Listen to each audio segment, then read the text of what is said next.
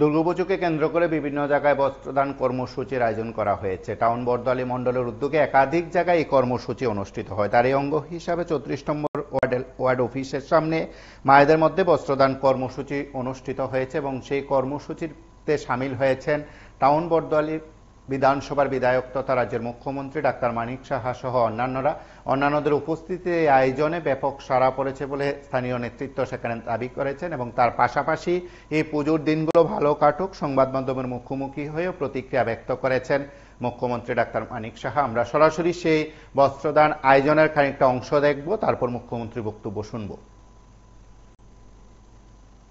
দুর্গোৎসবকে সামনে রেখে আমাদের যারা মা বোনেরা আছেন তাদের একটা সামান্য একটা প্রয়াস করার চেষ্টা করি, একটা উপহার দেওয়ার চেষ্টা করি।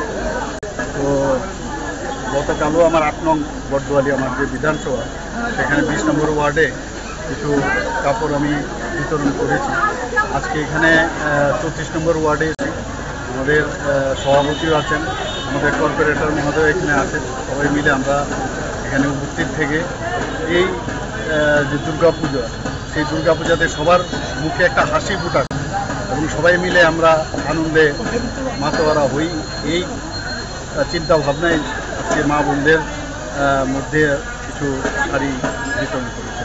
স্যার, ধ্রুপদী ভাষার স্বীকৃতি হলো বাংলা ভাষা। স্যার, কেন্দ্রীয় সভা অনুমোদন দিয়েছে, সেটা বিষয়ে মাননীয় প্রধানমন্ত্রী যে সবসময় কিছু না কিছু আমাদের জন্য, মানুষের জন্য করার চেষ্টা করে। এবার বাংলা ভাষার যে ধ্রুপদীর যে বিষয়টা উনি রেখেছেন, সত্যিই আমি মাননীয় প্রধানমন্ত্রীজিকে যতবার ধন্যবাদ দেবো কমই হবে যে এরকম একটা জিনিস উনি করেছেন। এবং এর আগেও উনি অনেক, বিশেষ করে ত্রিপুরার জন্য অনেক কিছু করেছেন এবং আমি বারবার ওনাকে আমি ধন্যবাদ দিচ্ছি।